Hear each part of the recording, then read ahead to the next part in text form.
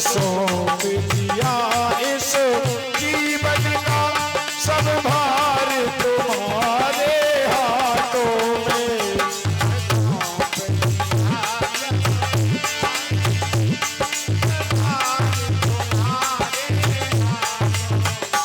है हार तुम्हारे हाथों में, है जीत तुम्हारे हाथों में। हार तुम्हारे हाथों में, ये जीत तुम्हारे हाथों में।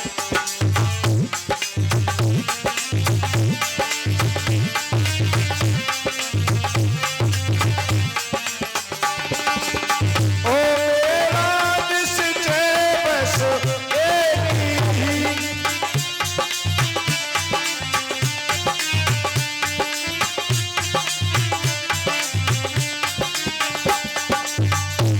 एक बार तुम्हें पा जाऊं मैं।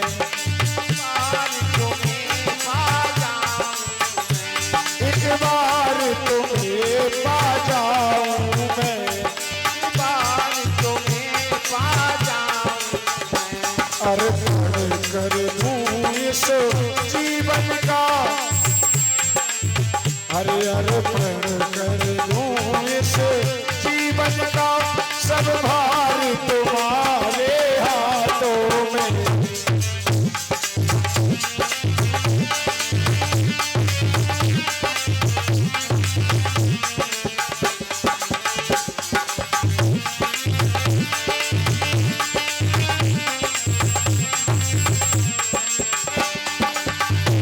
इस जग में रहूं तो कैसे रहूं,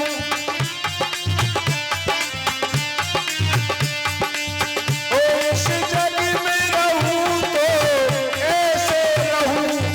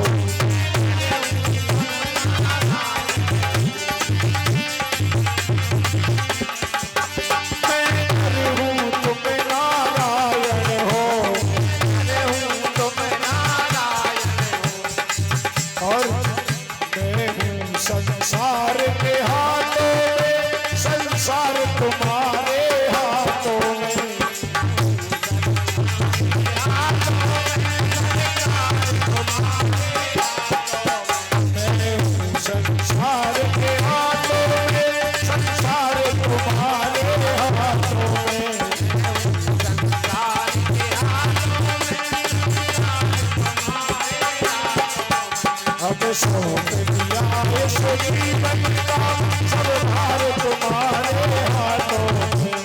सौंप दिया जीवन का सब भार तुम्हारे हाथों। अब सौंप दिया इस जीवन का सब भार तुम्हारे हाथों में।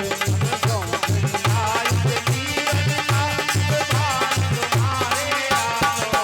सब भार तुम्हारे हाथों में। सब भार तुम्हारे हाथों में। बोलिए रामचंद्र भगवान की, भक्त और भगवान की।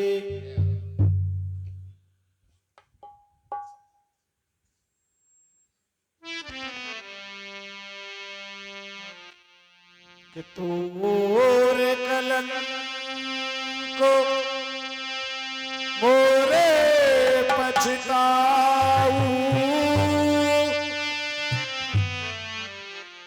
तोरे कलंक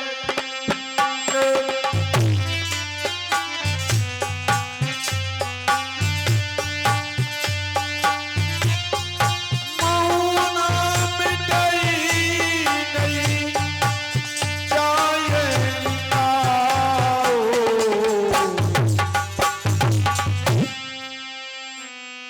अब तो नीक लाग कर सोई, लोचन उठ बैठ मुख गोई। राजा कहते हैं कि मेरा कलंक और तेरा पछतावा मरने पर भी नहीं मिटेगा रानी, ये किसी तरह नहीं जाएगा। और अब तुझे अच्छा लगे सो कर, लेकिन मुझे मुंह ना दिखा, अर्थात मेरे सामने से हट जा। अब मैं तुझे हाथ जोड़कर एक विनती कर रहा हूं कि जब तक मैं जीवित रहूं तब तक हे भामिनी तू राम को मेरे से दूर ना कर। इधर जब दशरथ जी महाराज की ऐसी दशा, इस समय कैसी दशा हो रही है, जैसे पंख विहीन कोई पक्षी जमीन पर पड़ा हो, राम राम रट रहे हैं। राम राम रटते हुए और रात भर उन्होंने स्मरण किया, भगवान शंकर को मनाया और कहते हैं कि हे प्रभु सवेरा ना हो जो कोई राम से जाकर ना कहे। सूर्य देव की प्रार्थना करते हैं। सवेरा हुआ, महाराज के महल के दरवाजे पर सैनिक, मंत्री, नगर निवासियों की भीड़ लगी हुई है और सभी कहने लगे कि आज तो महाराज अभी तक नहीं जागे। क्यों? नित्य तो ब्रह्म मुहूर्त में जाग जाया करते थे, आज कौन सा विशेष कारण है? इसीलिए हे सुमंत तुम जाओ और महाराज को जगाओ ताकि उनकी आज्ञा लेकर के जो आगे का कार्य करना है।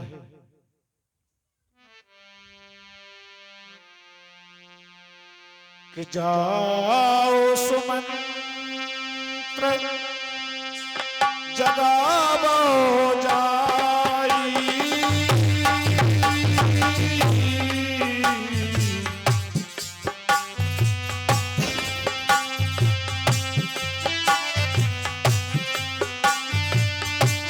कीजिए काजे रजाई सपाई।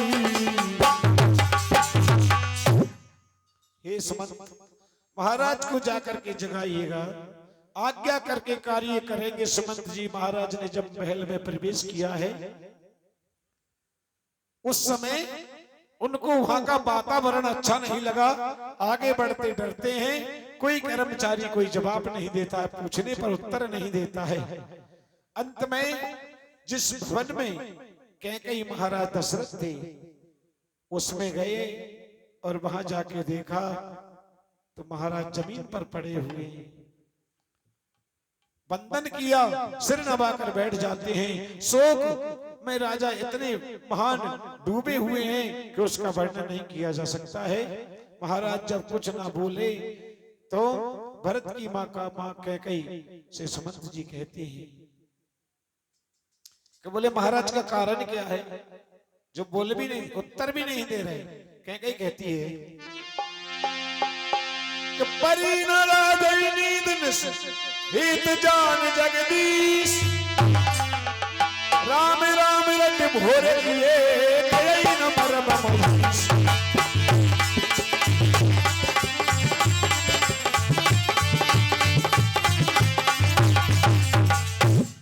कैकेयी ने कहा ये सुमंत राजा को रात में नींद नहीं आई है। इनका कारण तो विधाता ही जाने। इन्होंने रात में राम राम रटते हुए सवेरा किया, परंतु राजा भेद नहीं बताते हैं कि क्या हुआ है। अंत सूत अरे तुम्हारा भला, तुम तुरंत जाओ और यशवी राजकुमार प्रभु राम को बुला कर ले आओ, क्योंकि उनके विषय में इन्होंने राम राम ही रटा है। सुमंत जी महाराज समझ गए कि कैकेयी ने कुछ कुचाल कर दी, कोई बात कह दी है ताकि महाराज को बड़ा दुख हुआ है। सुमंत जी महाराज ने जाकर के बाहर आए तो सभी सैनिक खड़े हुए हैं। बोले महाराज क्या बात है? सभी का समाधान किया और सम्मान किया है। सम्मान करके और जब जिस महल में गए वहां पर प्रभु राम चंद्र जी थे।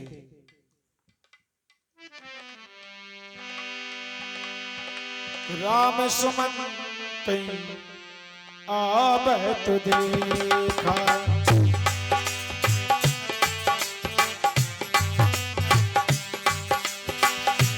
आदर कीनो पिता सब लेखा।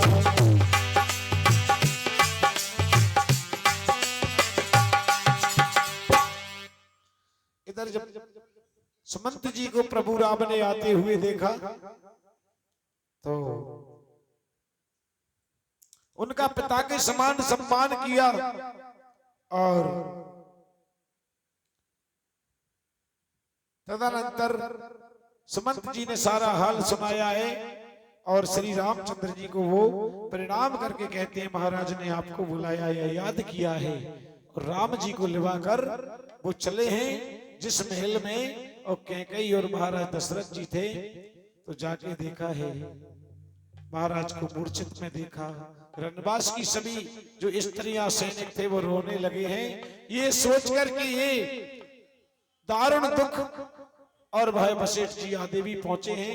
भगवान राम ने कैकेयी से पूछा कि भैया क्या कारण है, पिताजी के दुख का कारण तो बताइए।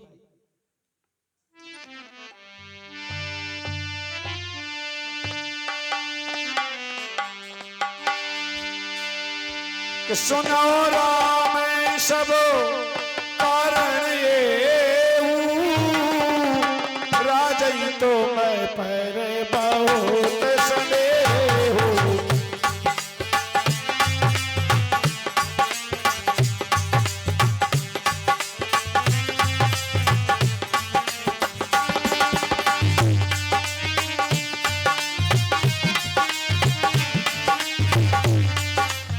तुम्हें पर बहुत संदेह हूँ। कैकेयी कहती है कि हे राम सारा कारण तो यही है कि महाराज तुम्हारा संकोच नहीं छोड़ते हैं, तुम्हारा स्नेह नहीं छोड़ते हैं। कैकेयी कहने लगी राम तुम महाराज के प्यारे पुत्र हो और सारी बात सुनो। महाराज ने मुझे 2 वरदान देने को कहा था, मुझे जो अच्छा लगा मैंने मांग लिया। उसे सुनकर महाराज के हृदय में शोक छा गया है और क्योंकि ये तुम्हारा संकोच नहीं छोड़ सकते। सुत सनेत बचन उते संकट पर नरेश सकौतायुष धरो सिरे मैं जो पकड़ खमोश।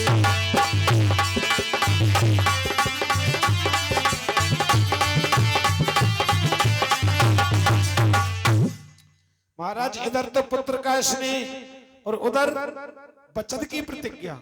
राजा इसी धर्म संकट में पड़े हुए हैं, इसीलिए यदि तुम अपने पिता का दुख दूर करते हो तो उन शब्दों को सुनकर राम जी कहने लगी इनको कठिन कलेश से अगर मिटाना है तो माता कैकेयी के इन शब्दों को सुनकर राम कहते हैं कि माता पिता की आज्ञा का पालन वाला पुत्र ही बहुत बिरले होते हैं। तुमको पुत्र कितने प्रेम प्रकार के होते हैं माता बताता हूं मैं। कि माता कैकेयी उत्तम पुत्र वह है जो पिता का रुख देख करके कार्य करता है, जो कहने पर कार्य करता है वह मध्यम श्रेणी का है, और जो कहने पर अश्रद्धा से यानी श्रद्धा के साथ काम नहीं करता वह अधम श्रेणी का है, और जो कहने पर भी नहीं करता वह तो पुत्र के नाम पर एक कलंकित पैदा हुआ है। माता आप मुझे सारा वृतांत कहो। कैकेयी ने श्री राम से कहा है कि मैंने पहले वरदान में मांगा है क्या?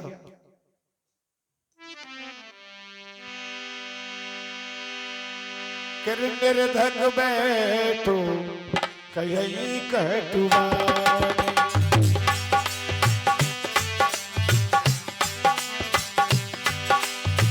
सुनते कठे नेता अपिया बुलानी,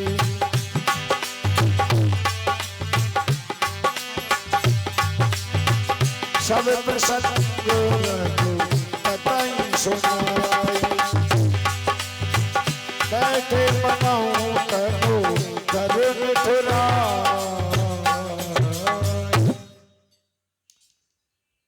पहला वरदान मांगा है कि पुत्र भरत के लिए राज तिलक, और दूसरे में तुम्हारे लिए 14 वर्ष का वनवास। उसे सुनकर के महाराज शोक में डूबे हुए इस प्रकार कटु शब्दों में श्री राम को सब कुछ बता दिया। श्री राम जी बोले, क्या बोले हैं?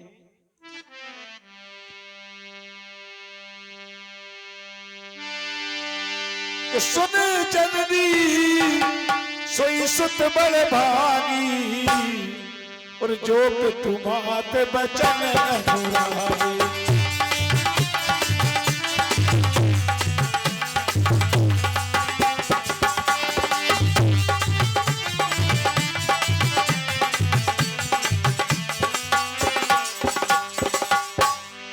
तनय मात पिता तोष ने हारा, दुर्लभ जननी सकल है संसार।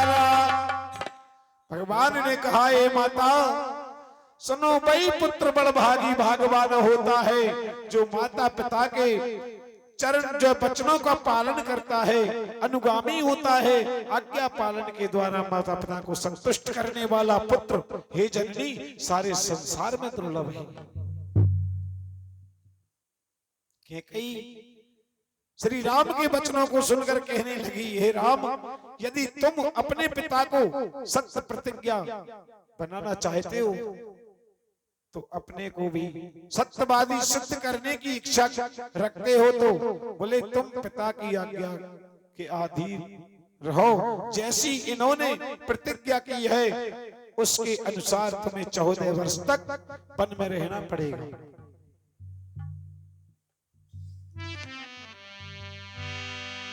कि पिता ही बुझाए कहे बल सोई, चौथे पन जय जस न हो। और जिससे कि तुम्हारे वृद्ध अवस्था में आपके पिता का अपयश ना हो, इसलिए इनको समझा कर कह दीजिए, क्योंकि अच्छे वचन ऐसे लगे जैसे कि गंगा जी में मिलकर के अच्छे बुरे सभी प्रकार के जल सुंदर पवित्र हो जाते हैं।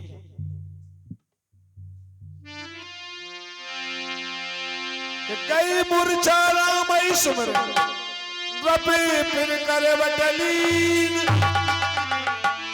सचिव राम आगमन कहे बिने समय सब।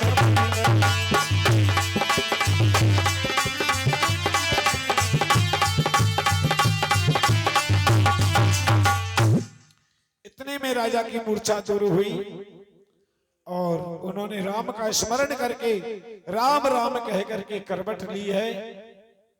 तो समंत जी ने श्री राम का आगमन कह करके महाराज को प्रणाम किया, विनती की।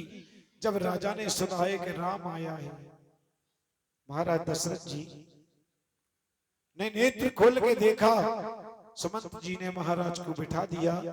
श्री राम ने प्रणाम किया। महाराज ने श्री राम को हृदय से लगा लिया, मानो मृतक शरीर में फिर से प्राण आ गए हो। जैसे सर्प ने अपनी खोई हुई वस्तु मणि को प्राप्त कर लिया हो। उनकी आंखों से आंसू बहने लगे और शोकाकुल होने के कारण कुछ कहा नहीं जा सकता। श्री राम को बार बार हृदय से लगा लेते हैं और मन ही मन में स्मरण करते हैं।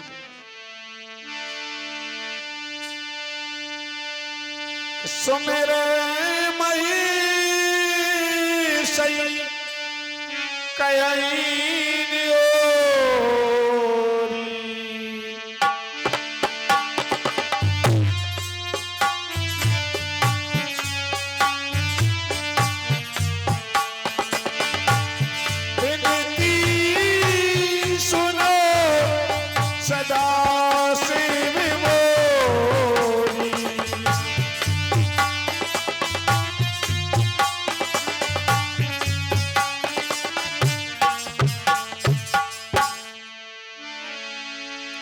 आशुतोष तुम्हें अब डरदानी हारत हरो दीन जन जानी।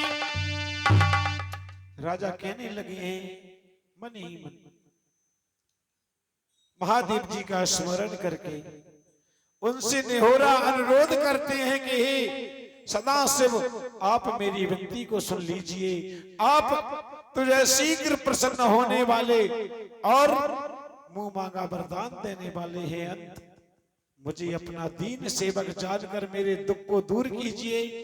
राजा कहने लगे हैं कि भोले नाथ आप राम के हृदय में विराजमान होकर और ऐसा भावना जागृत करो ताकि जिससे मेरा वचन ना मान करके राम घर पर रहे, 14 वर्ष के लिए वन में ना जा सके, अयोध्या में ही रहे।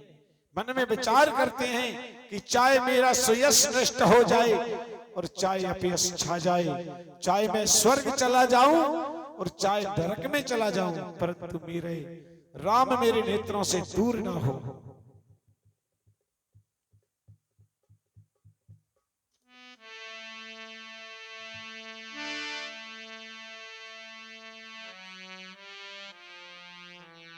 कि देशो काल अवसर अनुसारी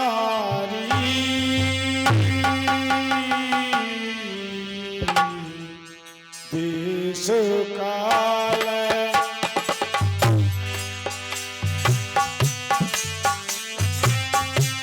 बोले बचन विनीत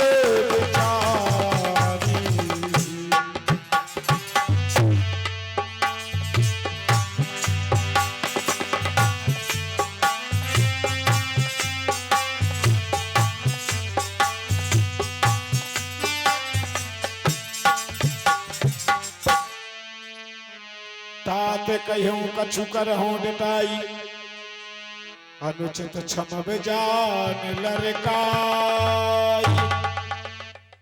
तुलसी बाबा कहते हैं कि श्री राम ने समय का अवसर विचार करके और वचन कहते हैं कि हे तात हे पिताजी मैं कुछ आपसे कहता हूं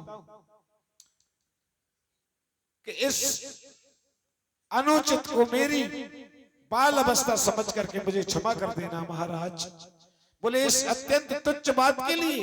अरे आपने इतना दुख पाया मुझे किसी ने पहले नहीं बताया। स्वामी आप तो इस दशा में देखकर मैंने माता से पूछा, माता ने मुझे वृतांत सुनाया है। शीतल हो गए, सारे अंग शीतल हो जाते हैं सुनकर, ये प्रसंग सुनकर दशरथ जी महाराज के। और हे पिताजी आप मंगल के समय स्नेह के वशीभूत हो रहे हैं। अरे अब तो सोच त्याग कर मुझे बन जाने की आज्ञा दीजिए। श्री राम राजा से कहते हैं, लेकिन राम के वचनों को सुनकर महाराज उठते हैं, कहते हैं कि हे राम तुम जब तक अत्यंत तावली के साथ इस नगर से वन को जाओगे तो मेरे प्राण नहीं रह सकते। माता कैकेयी ने व्यंग वाणी रूपी वचनों पर ध्यान ना देकर श्री राम महाराज से कहने लगे हैं कि पिताजी पृथ्वी पर उसका जन्म धन्य जिसके आचरण से पिता प्रसन्न रहता है, जिनको अपने माता पिता प्राणों से प्यारे हैं, उनके लिए तो धर्म अर्थ काम और मोक्ष अनायासी प्राप्त हो जाते हैं।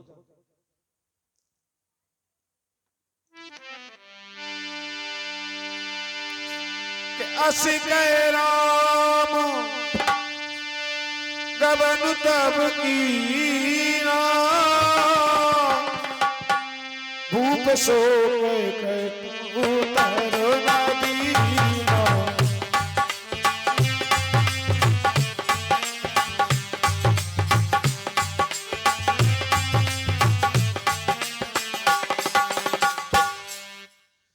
जब भगवान ने ऐसे वचन कहकर कहा, बोले पिताजी मैं मां से विदा मांगने जा रहा हूं और दोबारा आकर के आपको चरण बंदन करके वन में चला जाऊंगा।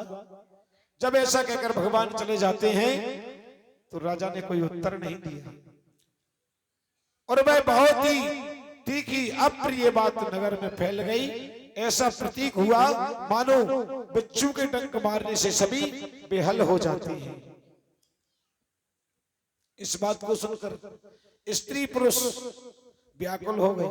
जैसे दावानल वन में आग लग जाने से देख करके बेल वृक्ष मुरझा जाते हैं, जो जहां सुनता है वहीं सिर पीटने लगता है और पछताने लगता है।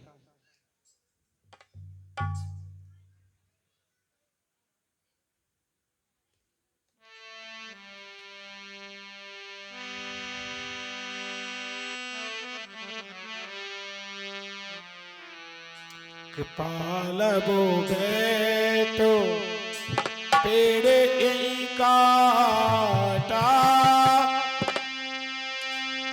सुख मऊ सो काटे दर था।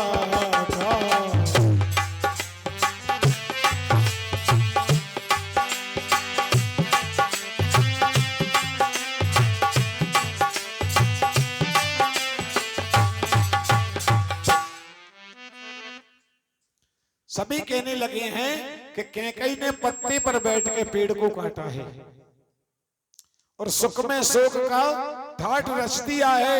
श्री रामचंद्र जी इसे सदा प्राणों के समान प्रिय लगते थे। न जाने कौन सा कारण है, इतना कुटिलपन ठान लिया है। कभी लोगों ने स्त्री के स्वभाव को अगाध बताया है और अपनी परछाई को शायद कोई पकड़ नहीं सकता। कोई कह रहा है कि महाराज कैकई की हठ वरदान क्यों दिए, कोई कहता है तो महाराज ने ऐसा क्यों किया। कोई अपने वचनों से पूरा करने में महाराज शिव और दधीची और हरिचंद महाराज ने भी तो कष्ट सहे थे महाराज। कोई कहते हैं कि इसमें भरत जी की भी कोई राय नहीं है। कोई कहते हैं भैया ऐसा मत कहो, भरत जी तो श्री राम के प्राणों से प्यारे हैं। कहते हैं कि भाई चंद्रमा चाहे शीतल, चंद्रमा में से चाहे शीतल की वजह से अग्नि निकलने लगी और श्री राम के प्यारे भरत जी कभी ऐसा नहीं कह सकते। अमृत चाहे विष की तुल्य हो जाए, परंतु भरत जी महाराज श्री राम के प्रतिकूल विरुद्ध कभी नहीं बोल सकते हैं। कोई विधाता को दोष देता है।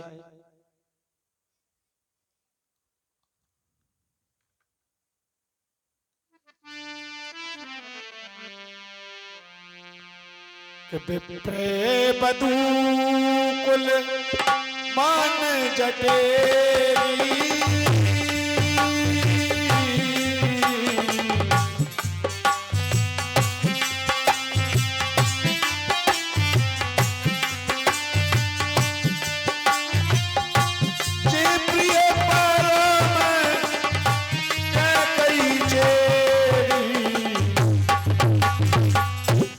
ब्राह्मणों की स्त्रियां और उनके कुल की जो बूढ़ी माताएं सभी मिलकर के कैकई को, जो खास कैकई की जो है घनिष्ठ प्रेम वाली प्रिय थी, वे सबको शील इसने सराहना करके उसको समझाने लगी है। पर उसके वचन तो बाण जैसे लगते हैं। सभी कहने लगी कि तुम तो श्री राम को भरत के समान अधिक प्यार करती थी, आज विशेष कौन सा कारण है जो राम ने कौन सा अपराध के कर दिया जो बन जाने को कहा है? तुमने कभी, अब कौशल्या ने तुम्हारा क्या बिगाड़ा था? क्योंकि जिस कारण तुमने अयोध्या नगर वासियों को दुख दिया है,